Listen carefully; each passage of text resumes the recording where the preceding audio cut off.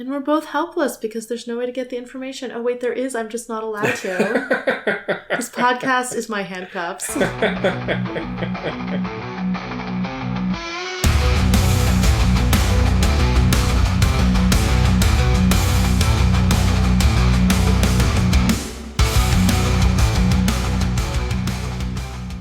Welcome to Inchworm, The podcast in which we're inching through worm. I'm Jenny. and I'm Ted. We read a real doozy of a chapter. Extermination, 8.6. Taylor got healed, and then she found out the truth about Sophia. Sophia's a cape. All along, I've been predicting Emma, which I don't know is false. But Sophia, one of the worst people we know, is pretending to be a hero. I must remind you that at one point, I think it was in our 3.1 episode, you said, maybe Sophia's the one who has powers. And I reacted so surprisingly strongly, you convinced yourself that this theory must be wrong. Well done, in that case. I feel bad. I shouldn't have put you off the scent. It's also fun for me when you guess things. But yeah. Well, I mean, the thought it's occurred to you. fascinating. But, yeah. I'm not ruling out that all three of them are capes. Though I don't think it's possible for Emma and Madison to be in the wards, just given the makeup of the wards. Madison is Kid Win. That would be a twist. I mean, spoilers, oh no. She is, small. She seems like probably not super developed yet. She could probably disguise herself as a boy. Emma's Leviathan, obviously. Wow, no, that would be a real twist. I don't know quite how that would work. Never human, Jenny. Who else could it be? Emma is not human. Okay. Well... Do you want to summarize A lot of silliness. Not a particularly silly chapter. No. And I will explain a little bit about what happened in it. So we pick up where we left off with Taylor handcuffed to a bed in the post-Leviathan battle triage hospital. Mm-hmm. And we're in Taylor's head. She thinks through kind of the worst case scenarios with her broken back. She thinks a little bit like, okay, on reflection, they probably aren't going to arrest me because that's just not how any of this works, right? Villains would never show up if people got arrested, but like, what if somebody with influence or in power has a grudge against me? I've made some enemies. So she's still feeling paranoid, and she thinks in particular about how awful it is to be completely helpless to control your own fate. She has no information and no ability to act, and she connects it to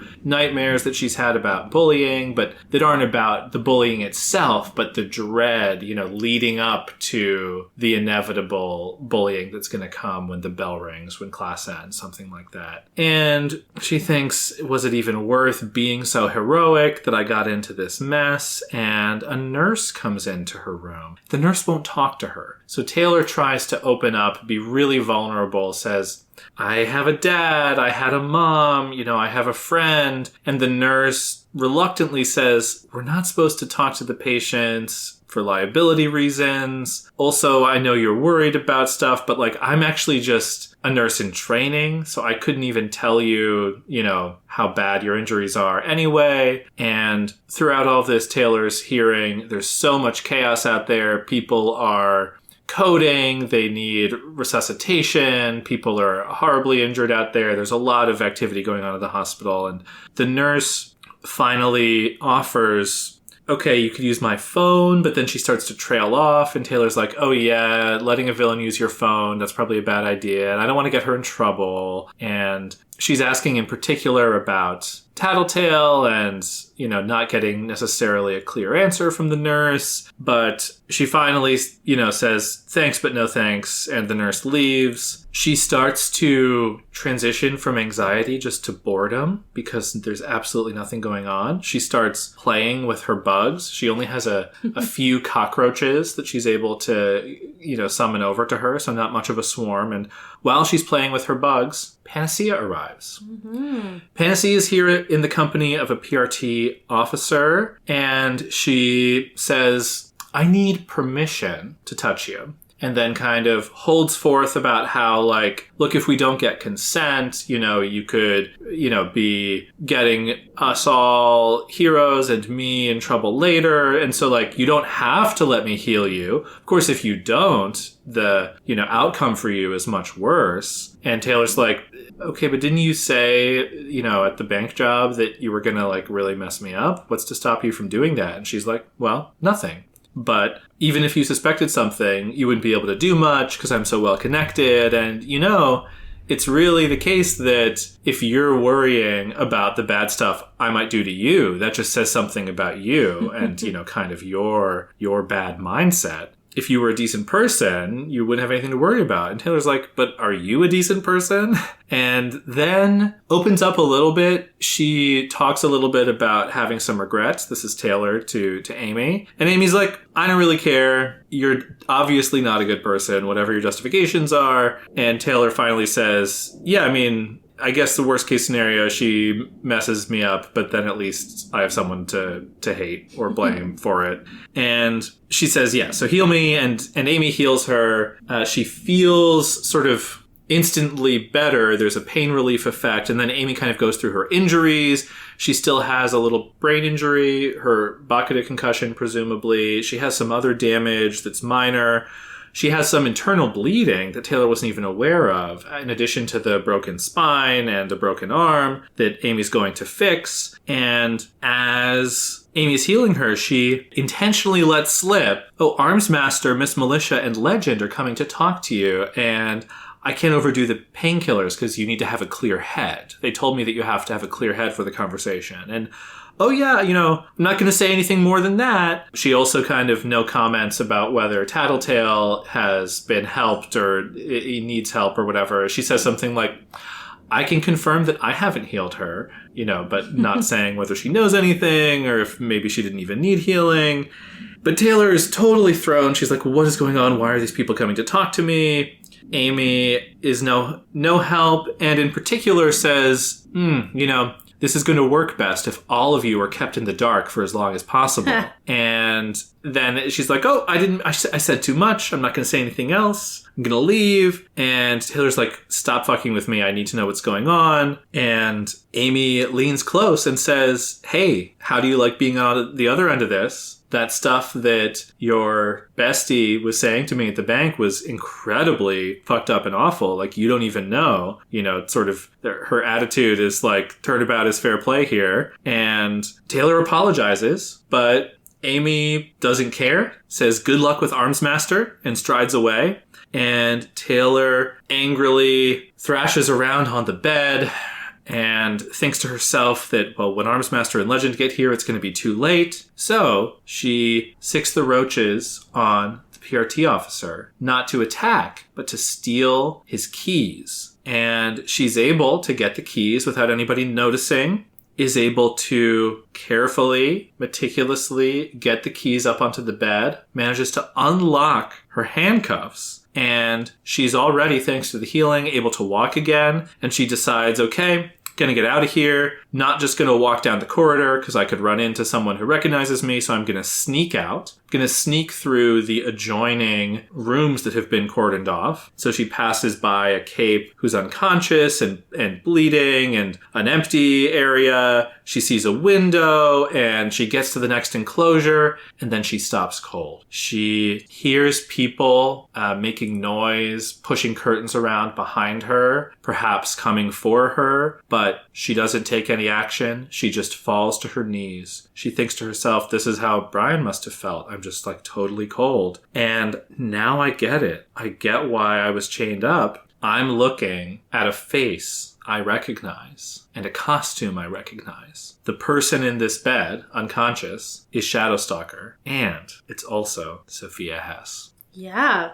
Okay. And that's where we end things. I did not understand the comment about I get why I was chained up. Because I understand that she was chained up because she was a villain, but she surely understood that before. Did Shadow Stalker know who she was? Oh, to me, the implication is Taylor here is saying, I have learned someone's secret identity by wandering around the hospital. Oh, that makes sense, because you aren't allowed to do that because you might betray people, you might reveal their... Right. So it still probably is, you can trust the heroes to listen to your directions and you can't trust the villains. Yes. Or you can't trust Skitter. Like, we don't know... Oh, I just completely missed that implication. But that to me, the sense. Implication is it's the secret identities of the injured That's capes. the real and, danger. Yeah. That's what's at stake for the macro situation. Yeah. Yeah.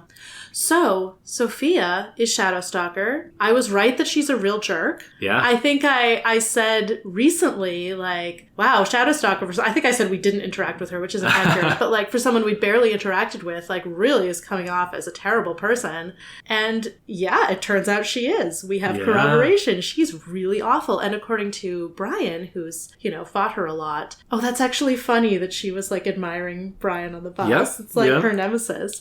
But according to Brian, who's fought her a lot, she has not stopped using potentially lethal ammunition, which was the condition of her, like, second chance. With, like, she is in disguise as a hero. She is not a hero. She's nominally on the side of the heroes, but she is acting like a villain. She is beating up innocent girls in bookshops. Yeah. She has an extreme superiority complex, which I assume has something to do with being a cape. She thinks she's better than other people. Yeah. Yeah, she is really despicable. And now Taylor doesn't have the advantage she thought she had over her being a cape, because so is Sophia. But she does have the advantage of knowing Sophia's a cape, and Sophia presumably does not know that about Taylor. Right. No How reason would she? to. Yeah. Certainly in this moment, Sophia's knocked out.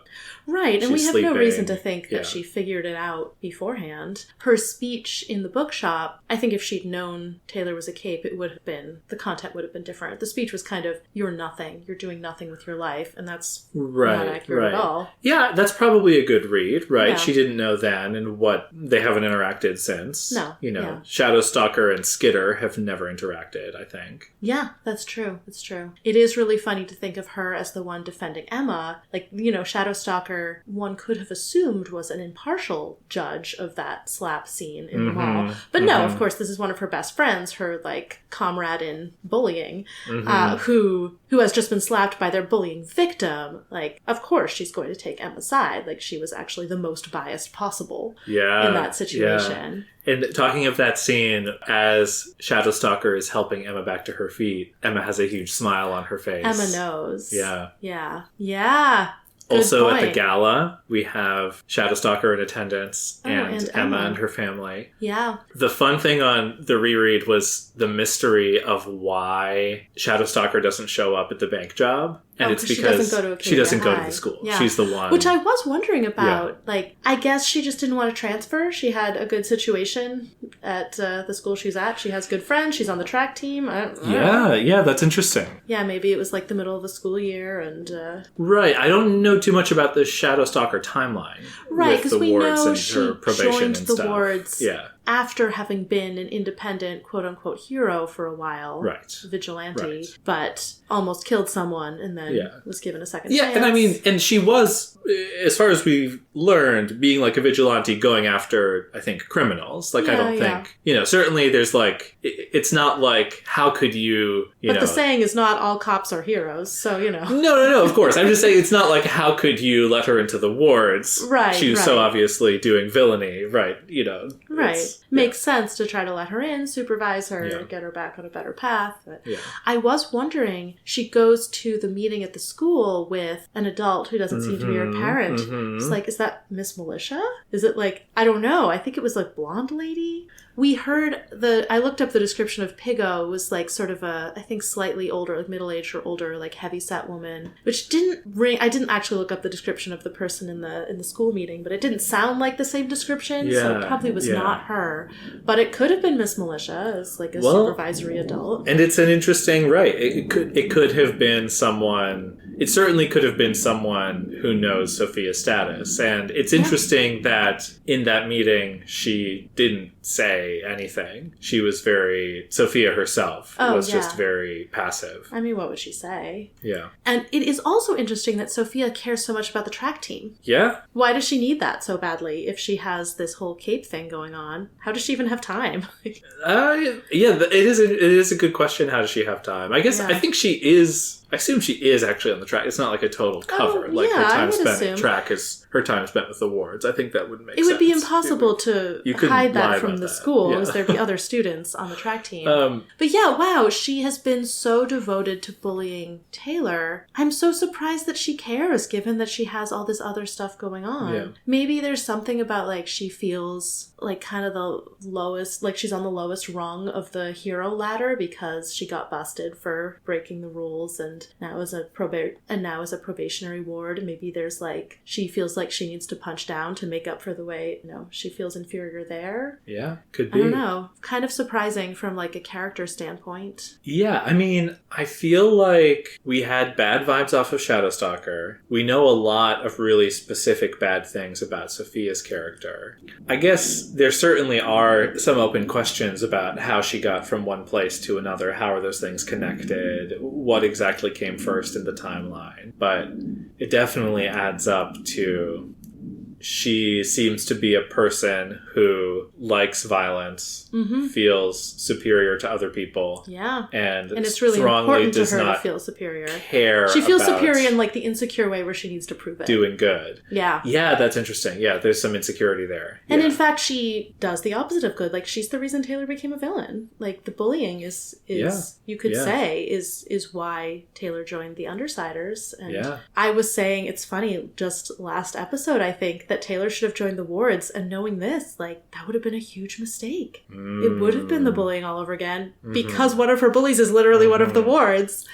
Well, it makes me wonder, though, do they know about Sophia's bullying? And if you're kind of onto something about, like, was the woman in that room associated with the program, have they learned as of 2 weeks ago? Yeah. Right. That's an interesting... a good question. That might be why she was so mad. Oh, actually, yeah, because it wasn't necessarily like, I'm off the track team and I need that shit. It was, you got me in trouble with the adults. And in fact, that could be like hurting her probationary status. Yeah. Yeah. I hope Taylor got her in trouble with the wards. That would be really a little bit of satisfaction. Yeah. But it's like, I don't know how... Taylor, I think, would think the worst of, like, if I joined the wards, then, like, obviously the bullying would continue. But it's like, I don't know. Especially, to put a finer point on it, she was involved in Taylor's trigger event. Right? Yeah. Like, all capes are going to know how bad that is, locker. Right? Yeah. She's the main instigator. Yeah. And as we talked about, her ideology is where Taylor gets her bug complex, right? Yeah.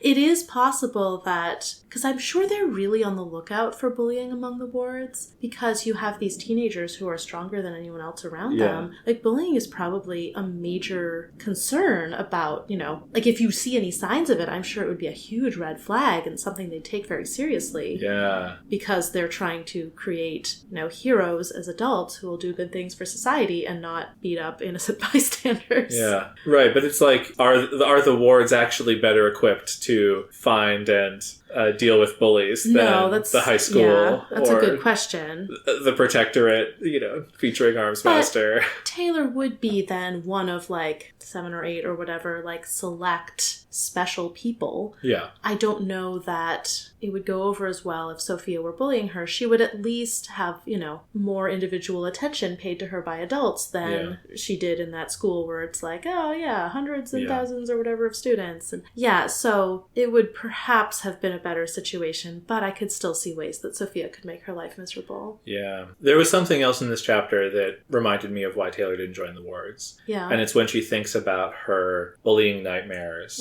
And she thinks about the like existential horror of knowing the bullies are out there. They're about to pull their greatest prank yet. But and not knowing what's going to happen. Yeah, you don't know what it is and you're helpless to stop it. Yeah. And being helpless. One, fascinating. This is just a true fact about the world, right? This is part of the existential horror of being people. Yeah. It's that there are forces beyond your control acting on you all the time. And you can take comfort in, like, if you believe in a just world, or you believe in, you know, like a divine plan, or you believe in all this other, but the reality to me is just like, there are these things happening that you can't control, and ignoring it or making peace with it or denying it is like a fundamental part of being human. I don't think I've ever quite thought of it that way, and now I feel existentially haunted. Thank you. Yes. So what I am saying is that Taylor's, it's very particularized to her, right? This like, oh, because of these experiences I've had, I'm afraid of this. But it's like a universal existential horror too, right? It's like, so I really like how it works on both levels. And that is why she didn't join the wards. Because what is joining the wards? It's being vulnerable, throwing yourself out there and saying, approve of me. Let me into your club. Like, do I have a good enough power? Am I a good enough person? Am I going to be worthy? Am I going to make it? And giving and also up, just like, letting the adults control her life. Right. Giving up so much control. I mean, it's also that she's afraid of authority, right?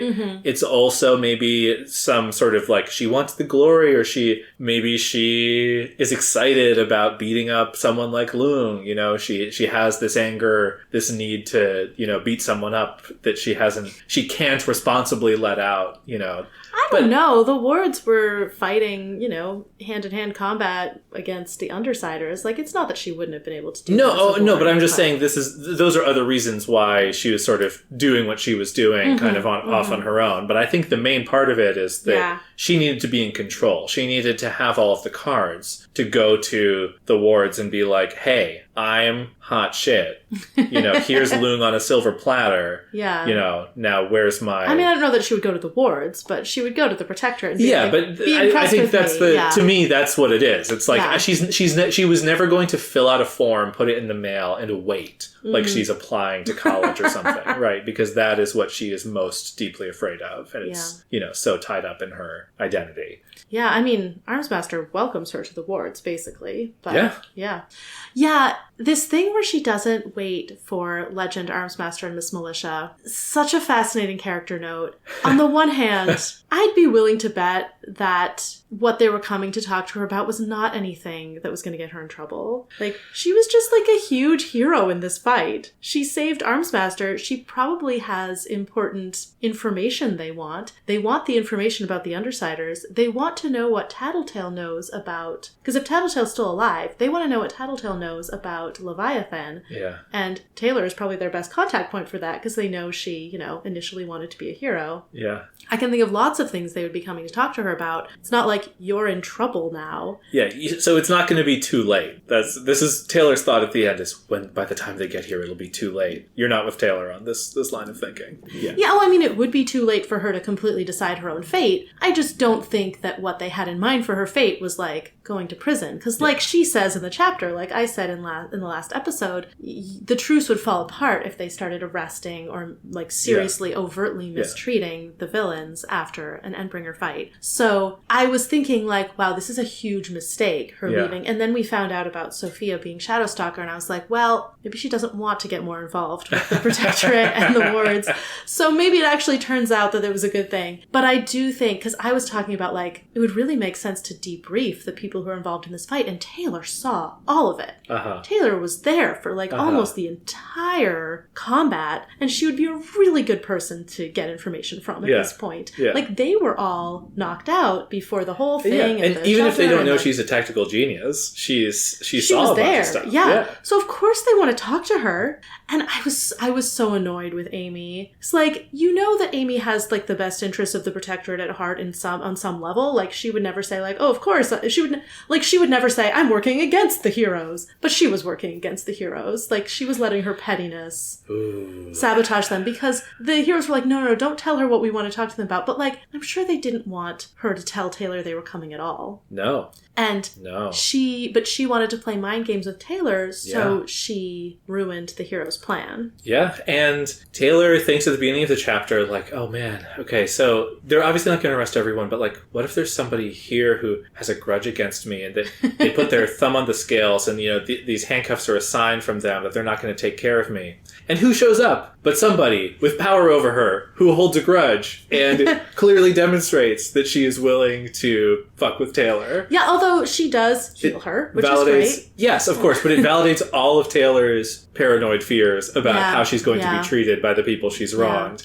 But, like, I feel like the people Amy really screwed over were Armsmaster, Miss Militia, and Legend. Like, oh, I mean, no, yes. I see the point that you're making, that, yeah, definitely she was not working in the interests of these folks coming to talk to Taylor. But, yeah, this decision that Taylor makes to escape, right, it's so understandable. I was so surprised by it, because I was like, ooh, I want to see what they're going to talk to her about. I bet it's not what she thinks, but then we didn't get to see it, because she very effectively escaped. People are always underestimating her. But do you... Yeah. I'm sure Panacea was like, didn't even cross her mind that Taylor could escape from these handcuffs. But to me, this is... I guess I don't want to, presume what the consequences will be. But we were kind of talking about how, like, Taylor, how did you let yourself get into this situation?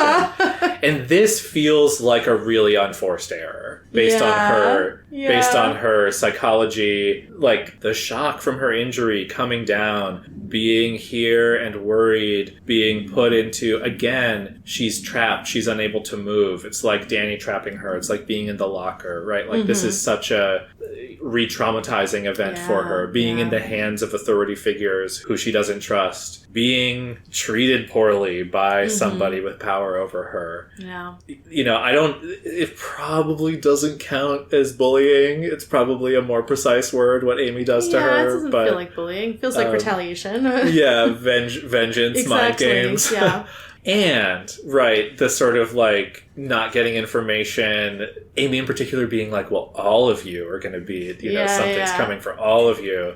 And then Taylor doesn't even, like, think about, does it make sense to escape or not, or what might happen. She just jumps to, like, I need to escape. Like, she's thinking, I need to do this, I need to do this. My bugs are acting, I'm doing it, I'm getting out, I've just got to get out of here, clear my head. I gotta say, Amy's just not as good as Tattletale is the problem. Like, Tattletale played this cruel mind game on Amy for a very strategic reason, because she wanted to manipulate Amy and Victoria into doing what Tattletale needed them to do. Amy just played it and defeated her own side. Like, Amy didn't have enough information about how Taylor would react. She didn't think through the consequences. She played it to no purpose except cruelty. And, I mean, I don't know how much she cares about her side getting the information. I'm not going to defend Amy, but what exactly is the upside that she knows about, right? Like, of them coming to talk to Taylor? Exactly. Well, I don't know. She presumably knows why. Oh, she has a guess. She said she has a guess why they're coming to talk to Taylor. Right. But, I mean, what does she care? Like, but she also certainly doesn't want Taylor to avoid that conversation. Yeah, but, I mean, it's,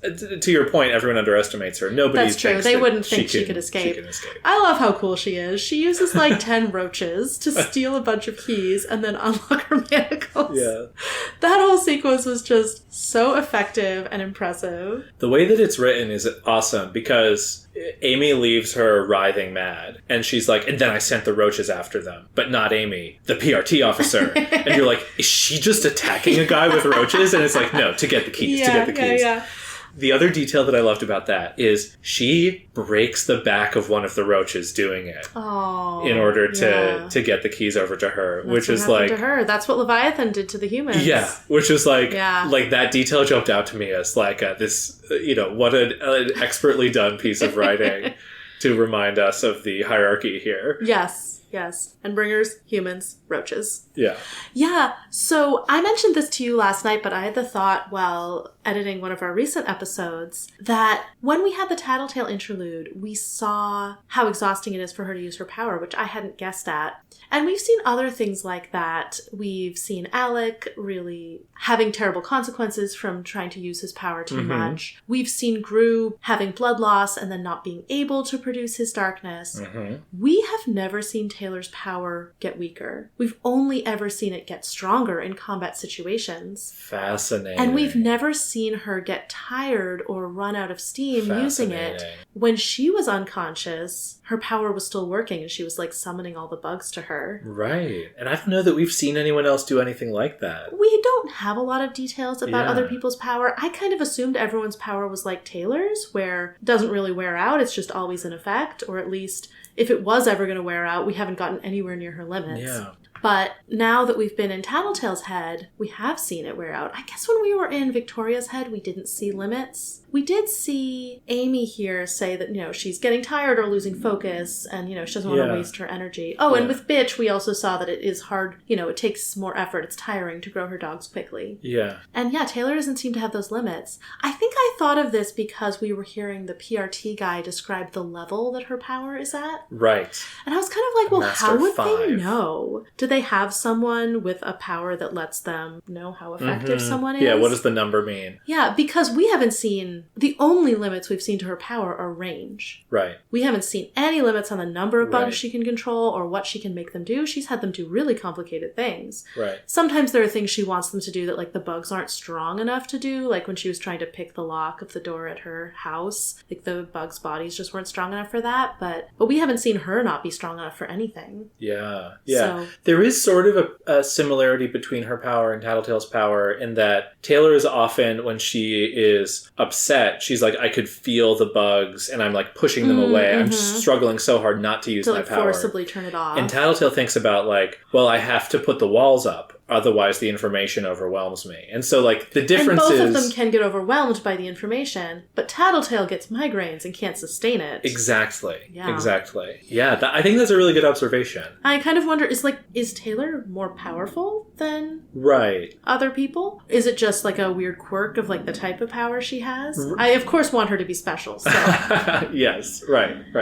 Taylor has a super special secret power, or it's a quirk of... you know, something that she is. I believe whatever Master 5 means, I believe that, like, Leung had some higher numbers in his classification at the birdcage. I think they got numbers too. So, like, I don't think that Taylor's number is the highest number. Right, well, I was kind of wondering, like, how would they know, though? Yeah, how would they? It's a really good question. We may learn at some point. Leung is a brute 4-9 asterisk, blaster 2-6 asterisk. Right, so that's because he levels up, right? So his number gets higher the longer he fights. Oh, I see. 4 through 9, 2 through 6. That makes sense. I guess Canary would have been the master, right? Because Bucket is a Tinker 6, and Canary is a master 8. So they think Taylor is weaker than that. Yeah. But I'm not sure. Interesting. Yeah, I mean, I don't know how they determine their classifications. Yeah. Or is it something about... because Canary can control people. Yeah, maybe it's what you can control. Yeah, there could be different variables. Well, they also said, like, arthropodovoyance and arthropodokinesis, which, like, arthropods are, like, a specific class of animals, and I think her power is broader than that. Probably. Yeah. Anyway, I think they're overestimating her in that regard as well. I certainly think what Taylor can control is not about biological taxonomy. It's about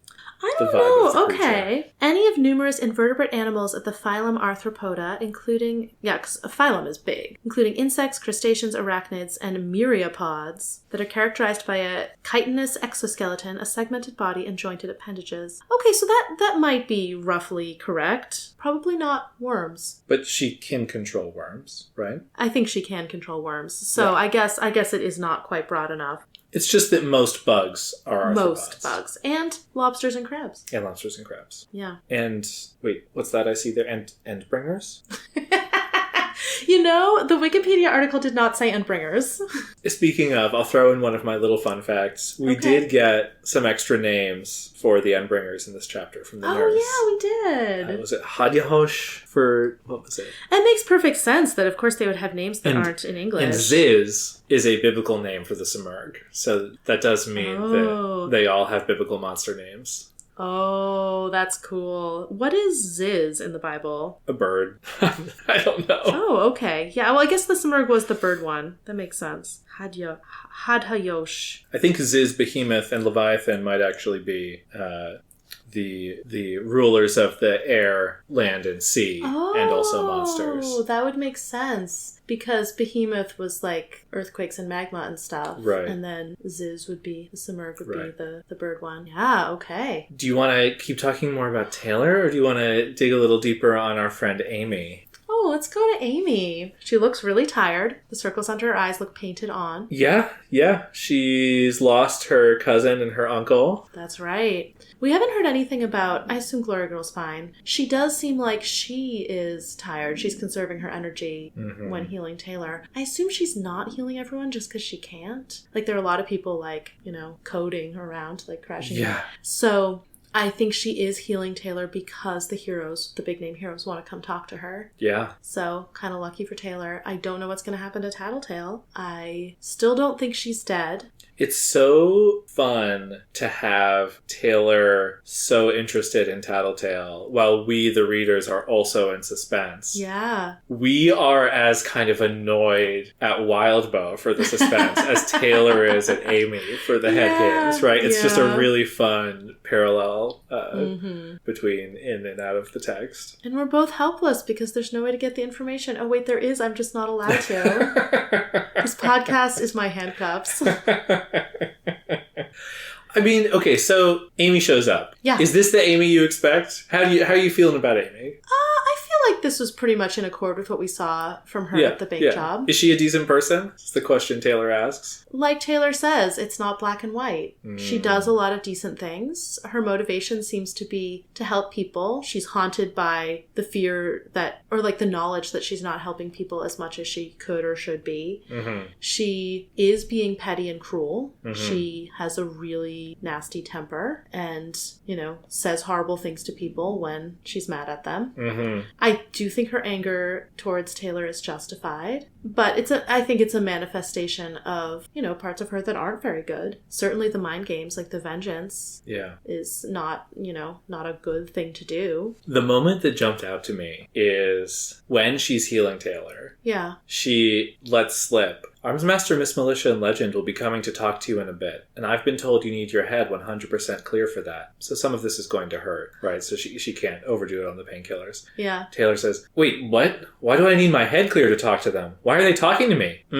I can feel your emotions in your body. Hormones and altered chemical balances. You're scared. Yeah. That is honestly creepy, right? I mean, yeah, she tells Taylor she's creepy, but right, but Amy's she's tied into her nervous system yeah. and intentionally dropping this piece of information to get a rise out of Taylor. Yeah. And then like getting off on like, oh, I scared her, and like doesn't it feel good to getting her revenge, right? Like, this is why I think she has villain potential. I mean, I think she would be so much happier as a villain. Yeah. Oh my god. Yeah, I also think like Amy's thing, what did you think about her thing of like, well, you must be a bad person if you think I'm a bad person? That her whole little like, it's like a thief being the most worried that they'll be stolen from, the worse you are, the more you'll agonize over what I might have done to you. Mean, but if you're decent, you'll think better of me. It's not accurate. Like, that's not how people work. Taylor is a good person, and I mean, she's ruthless, but she's also a good person in many ways. And yet she knows enough to expect that someone who wants revenge against her might hurt her. Yeah. Being cautious, it's kind of just Amy's just being smug and cruel. Is not evidence of guilt. No. It almost reminds me of the weird non-logic that Tattletale we're purity bonded over. Exactly. Right. So like, you want people to think you're a good person. So trust me. Yeah. Right. Yeah. And there is no humility or self-awareness here on Amy's part. Because Amy is coming from the place of Taylor sucks. She was awful to me. She's an evil villain. Yeah. When I met her, she put spiders all over me and like scared everybody in this room to death. All of those innocent people. She is That's scum. Your superiority complex. Right. Yeah. And this stuff you're saying, it doesn't compute. And I don't need... It doesn't matter at all. I might as well carve out your eyes, get you off the street. Right? Like... So one thing that I think this shows about Amy is that she's really afraid of not being a good person. Which makes sense with what we've seen of her. She is afraid of her desire to stop healing people because it's exhausting and this huge psychological burden. She's afraid she's not a good person. And she's also afraid she's not a good person because she hasn't been healing people enough. Not just her thoughts, but also the fact that like she can never catch up to the need of the world for her power. Yeah. So it must feel great to be confronted by someone where she can be like, no, this is a despicable villain, and compared to them, I'm great. Yeah. Interesting echo of Sophia's worldview. Oh, there yeah, as well. definitely. Yeah. Amy is a better person than Sophia is, I have to say. So Taylor sticks up for herself a little bit. Yeah. She says, I like to think I'm a good person. Interestingly, she says the ends haven't always justified the means other than Dinah, without thinking specifically about anything else that she's done, which was a really interesting insight into Taylor, because I'm not sure she's told us, other than the Dinah thing, what she specifically regrets. But Amy just bounces back with, you must be ignorant, deluded, or have a very twisted perspective. Yeah. I mean, she's a teenager who feels superior. Like, it is funny hearing Taylor say that. I mean, that's sort of the unintended consequences piece, right? That she's been hit with over and over again. Even from things she did that were not overtly villainous, like she took down Lung and there were these unintended consequences. Yeah. So, I mean, it's almost like the ends didn't justify themselves in some cases. Yeah. Yeah. It is fascinating. We basically have two. Amy is what? Like also 15-ish? Yeah. You have these two, like, children here, like, bickering. Like, that was the thing that really struck me at the beginning of the chapter when we didn't know what kind of help Taylor would get. Like, yeah, she's a villain, but she's also a child. And the idea of treating a 15-year-old who has broken the law like you'd treat a 25-year-old is... like, after they've just heroically helped you out and now they're lying with their back broken. I mean, they don't know how old she is, but they can probably kind of tell that she's young. Yeah. I'm glad that they did heal her, so it became a little bit moot, but... Yeah, and there's a fascinating parallel here between Amy and our nameless nurse. Because the nurse is also young. She's a nurse in training. Yeah. But, like, she's probably older than Panacea. Oh, right? Definitely. And just, like, because of her power, she's been thrust... in, like, college right, already. way above her. Yeah. It was funny. She's like, I don't even have my full degree. I can't diagnose you. I was like, nurses can't diagnose broken backs. Like, that's not really their job. But Amy, of course... has just been healing people, right? Like, she doesn't have, she's a valuable asset. Doesn't have time to take courses in bedside manner or, the Hippocratic Oath or whatever. Though she does have the legal protection of, like, you have to give consent for me to touch you. But she's just absolutely weaponizing that against Taylor, right? Her explanation is so condescending. She's making it seem a choice when it's obviously not a choice, right? She's being as much of a jerk as she can about it. I also thought it was interesting, though, right? The PRT officer is there to get the consent because after Taylor says, you can touch me, the PRT officer steps out. Oh, I missed that. So that actually to me is like, hey, the system's doing something right. They're not just trusting Amy, right? Like, it's not like a she said situation, right? There's somebody there to be like, oh, yep, okay, I saw the consent, So that at least was good. Yeah. Taylor and Amy, right? Amy just sort of like lays into her about, what Tattletale did and the bank job and stuff. And Taylor actually thinks about, what if my dad knew all the stuff I did? Yeah. And she apologizes. Yeah. It's a real moment, I feel like, of Taylor. Like, we've seen her a lot. Last chapter, she was sort of trying to communicate with Laser Dream. Here, she's literally trying to get stuff from the nurse and from Amy in this chapter, but I think she's showing real vulnerability. She's willing to open herself up. It's not like she's making up equivalently vulnerable lies. Right, and she wasn't trying to get anything from Amy at that point. Yeah, well, she wants to know the answers to her questions and stuff, right? But she feels tainted by her villainy, and in this moment doesn't fight back, just says, I'm sorry. And like, Amy doesn't give a fuck. She's just out of there and being like, good luck with arms, master.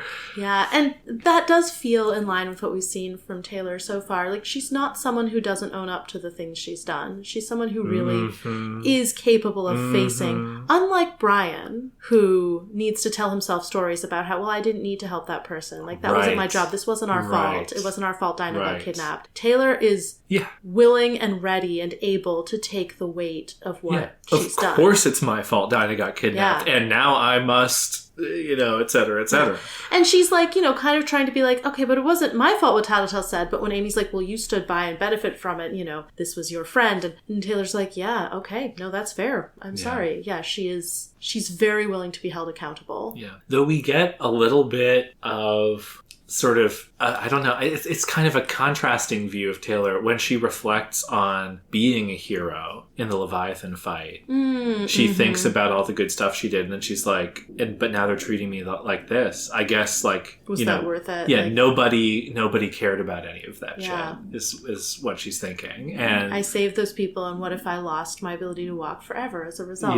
Yeah. Like, what a fool I was. And I wonder how much, because it's like when she's in the middle of it, she's not thinking anything close to that, right? She's all in. Yeah. And so I wonder if this will lead to her being more moderate or poison some of her feelings, or if it's more it's just speaking to how diminished and in pain she is in this chapter. I was interpreting it more as the latter. Yeah. I think me too. Yeah. And you would think after the fact, like, wow, I did that. Like, I let my back get broken to save those people, and they're treating me like a villain. Like, of course, you would sort of have those thoughts of like, wow, this is what I get for doing that? Oh, I mean, yeah. I'm not saying it's unreasonable at all, but it's so striking to hear her lay it out when she is always, by default, so much like, well, this is my responsibility, and I will do something heroic about it. Right. I think that is baked in enough to who she is that will continue to be the case, would be my guess. Yeah. You were mentioning the stuff that Amy says about, the condescending speech. She mentions, so you could refuse to let me touch you, make the hospital give you the x-rays and the MRI, and get months or years of treatment paid for by the Preservation Act, all under oppressive confidentiality agreements that could cost the hospital millions. That was a fascinating bit of world building. Have we heard about the Preservation Act? No. Okay, I didn't think so. I assume that it's something meant to cover Endbringer situations. Like the preservation of our world against the Endbringers, kind of that idea. But like, if you have fought an Endbringer and gotten injured, you have the right to confidential and paid for medical care.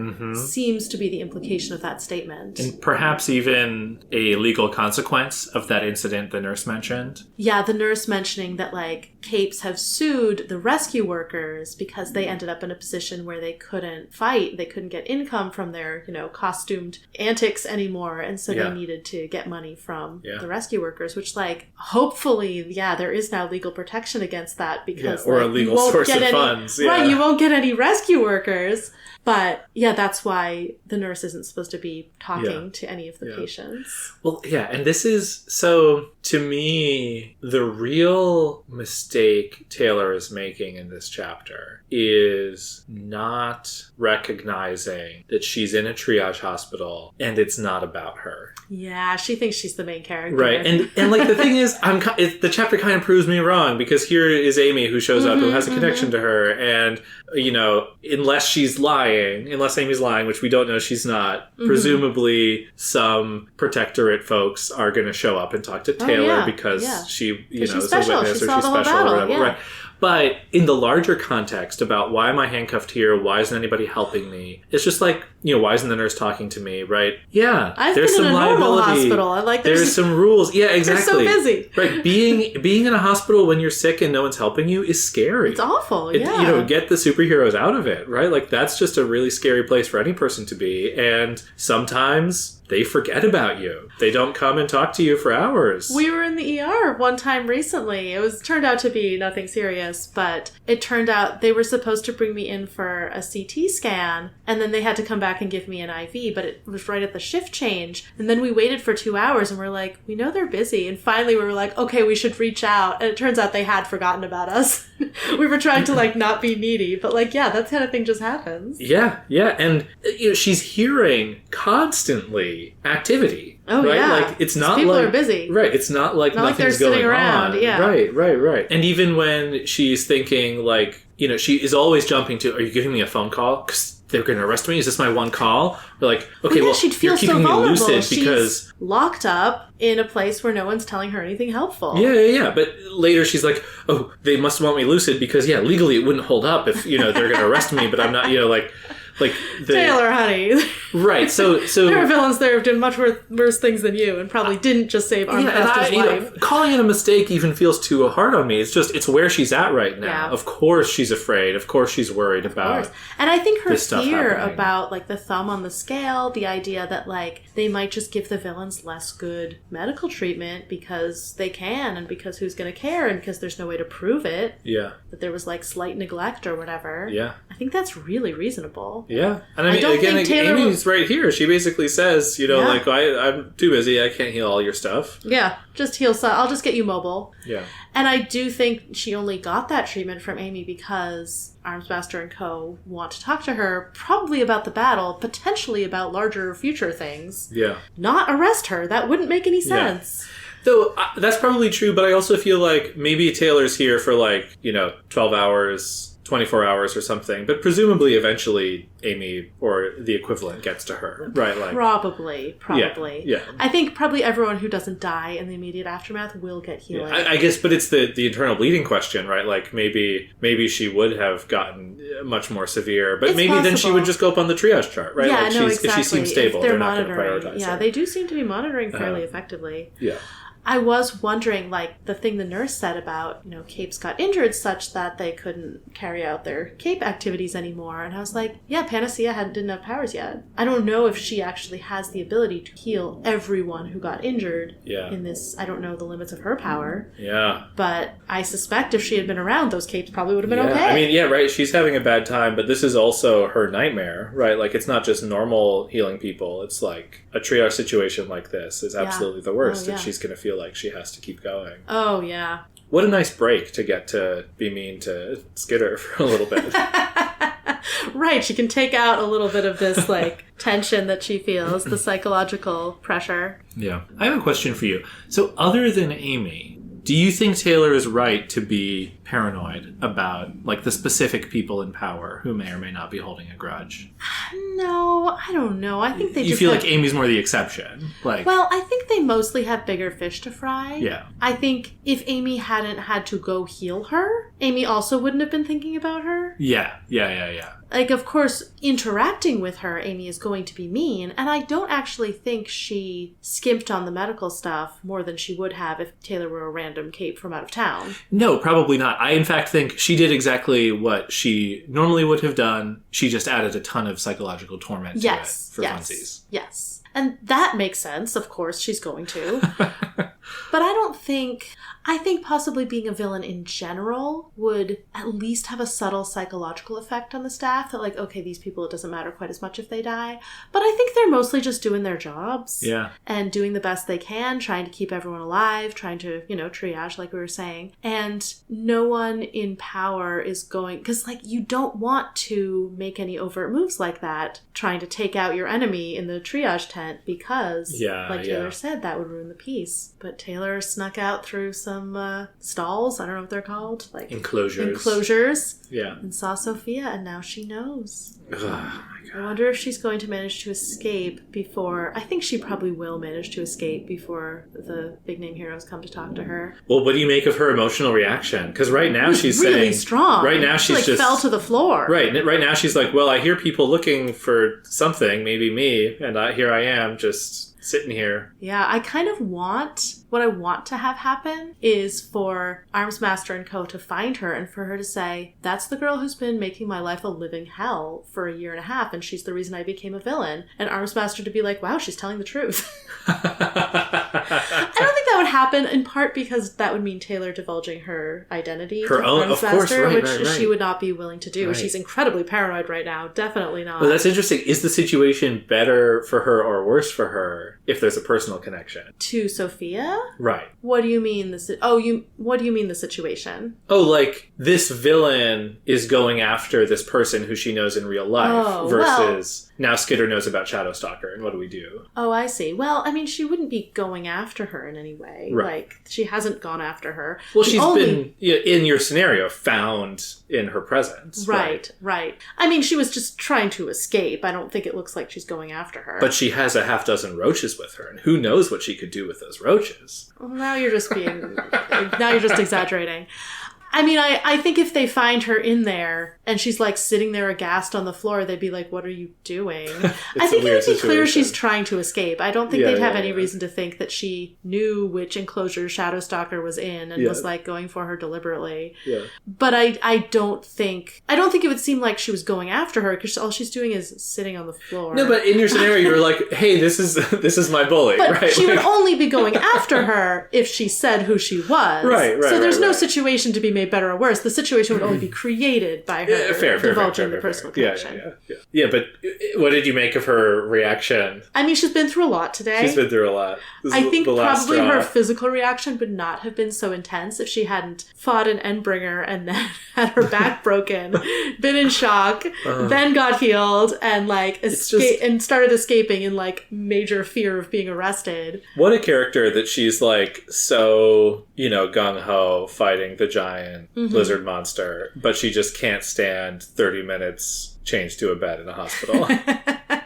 I mean, one thing uses your mind and body very differently than the other thing. I do think the bully thing is buried so deep in her psychology. Like you said, it was her trigger event. Sophia caused her trigger event. Yeah. So, okay, we know that Sophia has this power, presumably has had it for a while. We don't know if she's had it for, a year and a half, 2 years, the length of time that Taylor has been bullied, that Emma has turned on her. I'm curious how her getting this power relates to Emma's abandonment of Taylor and becoming friends with her. Emma clearly is in on the secret. Like you said, that smile in the mall. She knows that Sophia is Shadow Stalker. Is that because she's also a cape? Because they had some kind of joint trigger event? And that's what bonded like her and Sophia and Madison, I guess, together? I'm so skeptical of Madison. I love the idea. Madison just happened to be walking through the construction site and she also got the powers. Well, that could be the reason that they hang out with her when she's like clearly such a lightweight mentally, personality-wise. Like she is popular and pretty, and so, maybe that's why. But if they all got powers together... I think she's also literally a lightweight. Like I think she was described as being small. She's tiny, yes. If they all went through something like that together that connected them and made them believe they were better than other people. Interesting. That could be interesting. What caused Emma to turn on Taylor. Taylor's just a normal person still. Well, do you feel like this sort of is this a key to Emma as well as to Sophia and Shadow Stalker, or do you feel like there's got to be more there? Because you speculated a lot about. I mean, I still think that there is potentially more there, but I mean, like we don't know. Yeah. This is just speculation. But I had been thinking about like what happened to Emma that changed her, and I wonder if it's more what happened to the three of these girls that bonded them together, and sort of by doing so alienated Emma from Taylor because now she's connected to these two girls who seem to be pretty terrible. And yeah, maybe they all did get powers and that really changed how they viewed the world, and maybe their trigger event changed how they viewed the world. Maybe there's even some psychological effect of whatever power Emma has that made her a much worse person, because it seemed like she was really great before. So yeah, there's interesting. I think it could make sense of a lot of things, the three of them having something happen to them together. Yeah, I like that theory a lot. Yeah. Speaking of being like bonded close to people or not, there's this really sad moment when Taylor thinks about who would I even call. Yeah. And she has nobody. Yeah. Right? That's really rough. I want to rein us in a little bit because I think we've been hard on Taylor a little bit about like, well, why didn't you just join the wards? You know, like, kind of like, come on. Like, why didn't you stay in bed and wait to talk to Why did you prioritize your friendship over all these other things? It's you forget that she's got nobody. Yeah. Right. It's Sophia's fault. Yeah. I mean, really, it's the bully's fault. It's the trio's fault. Yeah. It must have been so annoying to Emma and Sophia and Madison to be dragged into the principal's office, and like Emma's dad being like, well, we have to have a meeting, and Emma's like, I'm a superhero. Why do I care about this? Stupid school stuff. Just let me beat up this inferior girl in peace, okay? Yeah. Yeah. She doesn't matter. She's not a cape like I am. The true tragedy is that Taylor doesn't know about us. We are so on her side.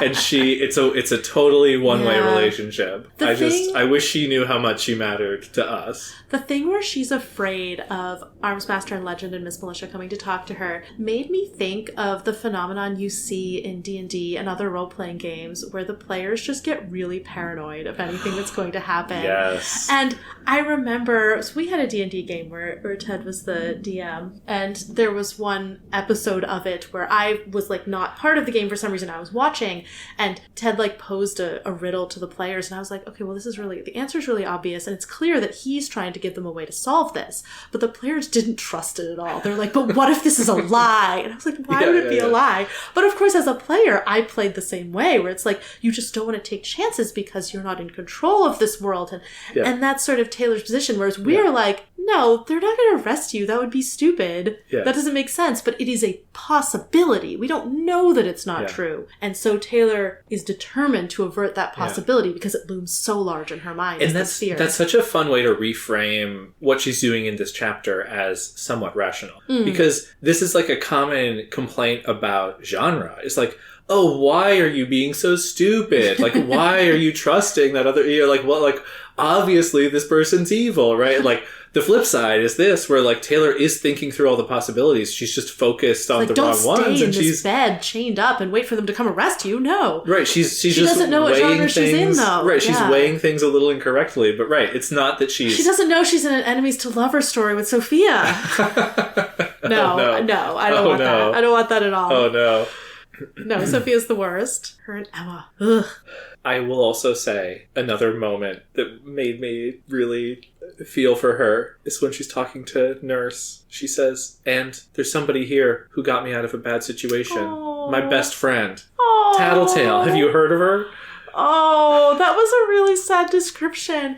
She is her best friend in that she doesn't have a better friend, but like Tattletale's only like tenuously even her friend now. I know. It's so sad. I know.